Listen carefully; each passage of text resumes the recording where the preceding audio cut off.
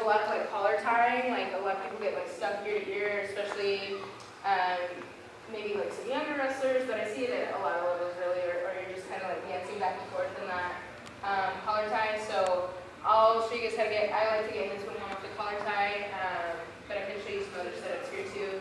So collar tie, usually they collar tie with the right side. Also, I'm a lefty, so you guys might have to mirror some of my stuff, but you guys can try it on both sides. I'm not necessarily like one to say you have to be true to a side because I do some stuff right-handed, but just so you guys are aware of this and seeing this, like I'm a lefty, so this is my single leg attacks are on this side and my high crouching double on that side.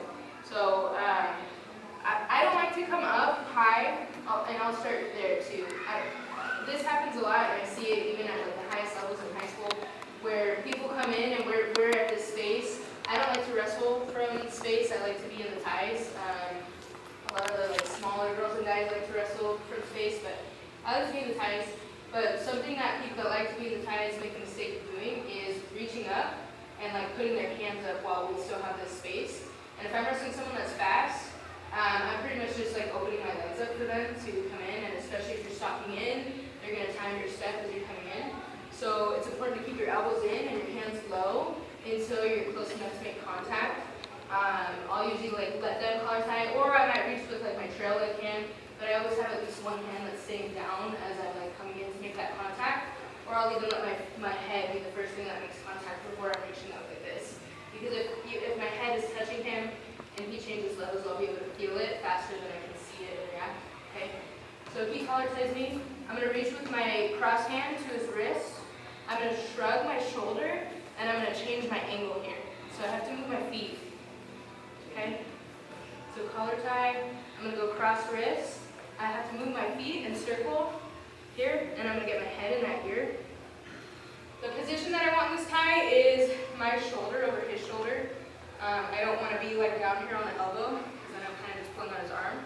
But if I have my shoulder over his shoulder and I'm squeezing this kind of tight right here, I can move his whole body with his shoulder. So if I put pressure here, he's probably going to come up. Sometimes I'll switch my grip to pull, I can push, and I can move him however I want to in there. So that's setup one is from the collar tie. The other thing I like to do is if someone's not collar tying me and I want to get to that 2-on-1, is I'll just start with a wrist tie. And this goes in with that same thing of not reaching. Once I start getting into the ties, I like to start low and work my way up. So sometimes up here, let's just say that work your way up the ties. And what that means is starting with the wrist. Because now I have his lead leg hand. I can grab it with the same side, I can switch it off here, and then I'll pull in on the elbow, and I'll get my angle here until I get to that 2-on-1. And once I'm there, I like to have my thumb on the top here. So this is the position you guys should be in. I always want to have my head in their ear. If his head is in my ear, I don't really have attacks here because my head is out here, and it's going to be hard for me to get my head in on any of my attacks. So it's kind of a constant battle in here sometimes. It's not like I'm going to fight for head position and then now I'm good.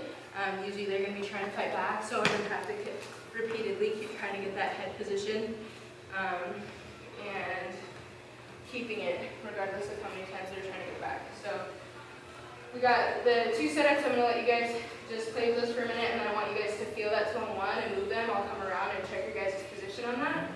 So we got the collar tie, cross wrist, moving my feet into it, getting that head position, and then working with the wrist tie here. So I make contact with the wrist, I circle to my tie, head position again. You guys can move them up, down, push, pull, and then partners can give you a little